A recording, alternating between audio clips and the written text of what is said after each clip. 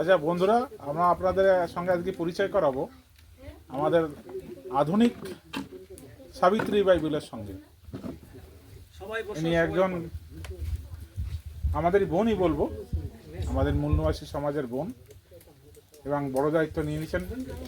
নিজে এখন কলেজের থার্ড ইয়ারে সোশিওলজি জার্জনে পড়াশোনা করছেন, এবং তার পাশাপাশি আমরা যে স্থানে এসেছি, এই যে স্কুলটা দেখতে পাচ্ছেন, বাচ্চাদের স্কুল আশ্রম যেটা আমরা দেখালাম, এবং এই কচি কাচাদের উনি সকালবেলা 7:30টায় চলে আসেন পড়াতে, এবং 10:30টা পর্যন্ত পড়িয়ে তারপরে এখান থেকে 2 ঘন্টা উজিয়ে চলে যান ঝাড়গ্রামে, কলেজ করেন, আবার বিকালবেলা আবার ফিরে আসেন।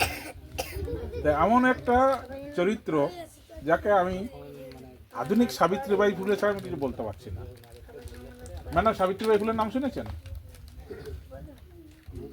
হ্যাঁ, যাই হোক, কিন্তু সাবিত্রীবাই ফুলে আমাদের আদর্শ হওয়া উচিত। সাবিত্রীবাই ফুলে, ডক্টর আম্বেদকর, এ আমাদের জীবনের আদর্শ, ঠিক আছে?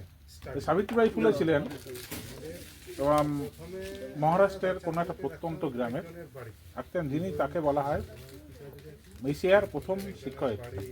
তিনি প্রথম, নিজের এডুকেশন বলতে কিছুই ছিল না। ওনার এডুকেশনটা পেয়েছিলেন কোথায়? ওনার যে ফুলের বোন, মানে পিস্তিত না মাসুত বোন ছিল, ওই ইংরেজদের বাড়িতে কাজ করত, মানে পরিচারিকা এসে কাজ করতো। সেখান থেকে কিছুটা ইংরেজি শিখেছিল। সেই ইংরেজিটা কাকে শিখিয়েছিল? সেখান থেকে ট্রান্সফারেশন হয়েছিল জ্যোতিরাও ফুলের কাছে। জ্যোতিরাও ফুলে কি করেছে? না, বউকে শিখিয়েছিল, ওনার ওয়াইফকে শিখিয়েছিল। দুজনে মিলে স্কুল চালাতেন। মূল নিবাসী সমাজের স্কুল চালানোর প্রথম শিক্ষয়িত্রী বলা হয় সাবিত্রীবাই ফুলেকে। উনি যখন স্কুল চালাতেন, স্কুলে যখন যেতেন, ব্রাহ্মণবাদীরা কি করতো, দুটি প্রথম যে জামাটা পরে যেতেন, যে শাড়িটা পরে যেতেন, ব্যাগে করে একটা শাড়ি নিয়ে যেতেন। যাওয়ার পথে রাস্তায় লোকে গোবর ছুটাতো, কাদা ছুটাতো, গালাগালি করতো, তবুও কিন্তু উনি স্কুলে গিয়ে আর একটা শাড়ি পরে আবার পড়াতেন। এমন একটা কন্ডিশন থেকে সমাজ জাগ্রত করে গেছেন। তারপরে উনি অনেক স্কুল খুলেছিলেন, এবং নিজের ছেলে মেয়েকেও, মানে নিজস্ব ইস্যু ছিল না, কিন্তু মানে অ্যাডাপ্টেড ছিল, সে বাচ্চাকে কিন্তু, সে ছেলেকে কিন্তু ডাক্তার বানিয়ে। তো এবং তাদের ইতিহাস কিন্তু অনেক ইতিহাস, মানে সে চিন্তা করলে, সে পড়াশোনা করলে বোঝা যায় কতটা অমায়িক বা অনেক কতটা কষ্টের জীবন। সেই কষ্টের জীবনের থেকে আজকে আমি আমার বোনকে পেয়েছি। বোন এত কষ্ট করছে, বোনের জন্য আমি একটাই যে উপমা দিতে পারি, উনি সাবিত্রীবাই ফুলে হিসাবে। তো বোনের জীবন সার্থক হোক, আরো পড়াশোনা করে বড় হোক, এবং সমাজের কাজে আসুন। তো বোন, তোমার সম্বন্ধে তুমি কিছু বলো, আমাদের পক্ষে শেয়ার করো। আজকে আমরা এই আড্ডা চলে বসেছি, আমরা একটু শুনি তোমার কথা, তোমার জীবন। আমরা কিছুটা সবাইকে শোনার ব্যবস্থা করে দিই। তারাও, যারা আমাদের মতন যারা পিছিয়ে রাখা সমাজের প্রতিনিধি, তারাও যেন এইভাবে উঠে আসতে পারে। তুমি তোমার মতন কিছু ভালো। আমি এখানে ক্লাস 9 থেকেই বাচ্চাদেরকে পড়াতাম, টিউশন পড়াতাম তখন বাড়িতে। তারপরে এখান থেকে বলছিল যে তুমি কি টিউশন পড়াবে হস্টেলের বাচ্চাদেরকে? তারপরে বললাম হ্যাঁ কথাগুলো। তারপরে এখন এইচএস দিয়ে 2022-এ এইচএস দিলাম কল্যাণ ডিস্ট্রিক্ট থেকে, নদিয়া ডিস্ট্রিক্ট থেকে। তারপরে একটু জোরে বলো না, কিছু হবে না, আমরা ভাই বোন বসে আছি, ভাই বোন আছি, বলো বলো, কিছু ব্যাপার নেই, বলো বলো বলো, স্বাভাবিকভাবে একটু জোরে বলো। আজও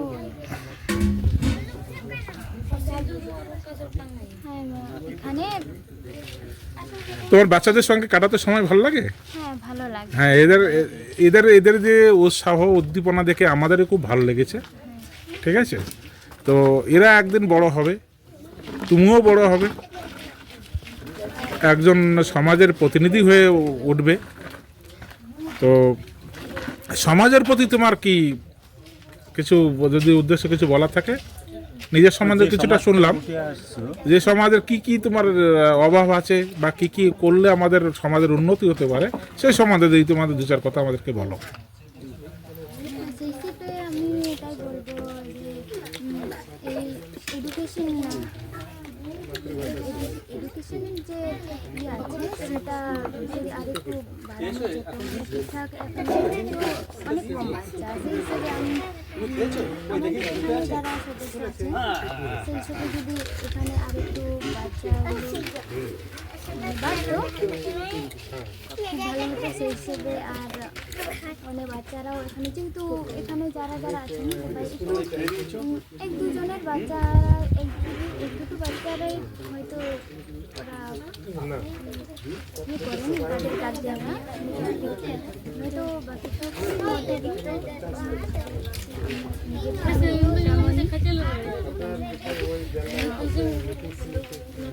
আচ্ছা, এই বাচ্চাদের পরিবার থেকে লেখাপড়ার ব্যাপারে খোঁজ খবর কেমন নেন, যে কতটা আমার বাচ্চা শিখলো কি না শিখলো?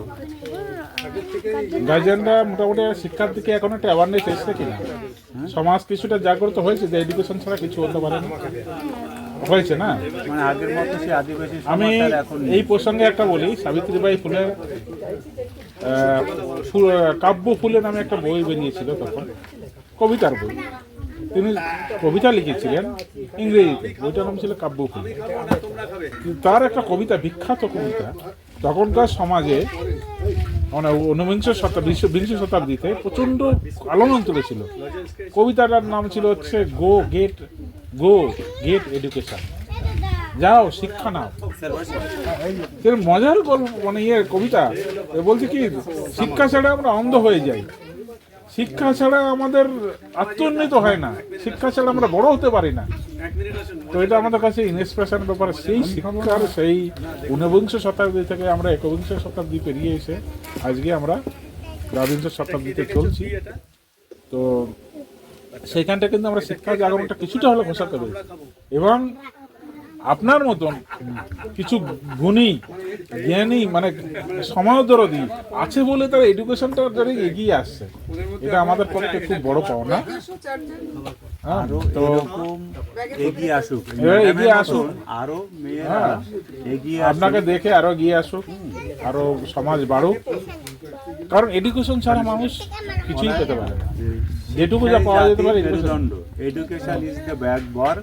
আমরা যে অপরাইজড, আমরা যে ডিপ্রেসড, তার কারণই একটা হচ্ছে আমাদের কাছে এডুকেশনটা। আজকে আমি যদি কিছুটা ইতিহাস সম্বন্ধে আলোচনা করি, ইতিহাসে আমি যদি যাই, যখন বহিরাগত শক্তি আমাদের দেশে এসেছিল, আমরা কিন্তু তখন কিন্তু প্রচন্ড আমরা সভ্যতার অনেকটা পথ এগিয়ে এসেছি, অনেকটা লম্বা পথ চলে এসেছি, এবং আমরা অনেক এডুকেটেড ছিলাম, আমাদের পূর্বপুরুষের অনেক শিক্ষা দীক্ষা অনেক উন্নত ছিল। এসে কি করা হলো, এসে আমাদের প্রথম শিক্ষাটা কেড়ে নেওয়া হলো। প্রথমে কেড়ে নেওয়া হলো কিন্তু আমাদের ভাষা, আমরা যে ভাষার কথা বললাম সে ভাষাটা বুঝতে গেলাম, তারপরে গেলাম আমাদের শিক্ষাটা নিয়ে নেওয়া হলো। ভাষা এবং শিক্ষা যারা চলে গেছে যে সমাজের আর কিছু থাকতে পারে। তো আমার খুব ভালো লাগছে আপনি এরকম একটা মহান ভৌতিক কাজে এসছেন, আপনারা উজ্জ্বল সাফল্য কামনা করি। সমাজ বিদ্যা নিয়ে পড়াশোনা করছেন, সমাজের সঙ্গে থাকুন, সমাজকে আরও কিছু দিন, এই আশা করে আমরা আপনার থেকে আশা করছি এবং ধন্যবাদ জানাচ্ছি কলকাতা কলেশ্বরের পক্ষ থেকে। আমরা আজকে আপনার সঙ্গে সাক্ষাৎ করে সময় দিতে পেরে এবং আপনার সঙ্গে সাক্ষাৎ করতে পেরে আমরা নিজেদেরকে ধন্য মনে করছি। আমি ছিলাম কলকাতা কলেশ্বরের পক্ষ থেকে সহ সম্পাদক সুবীর মণ্ডল, আর আমার সঙ্গে ছিল আরেকজন সহ সম্পাদক শ্রী অমিতলাল বিশ্বাস। ধন্যবাদ।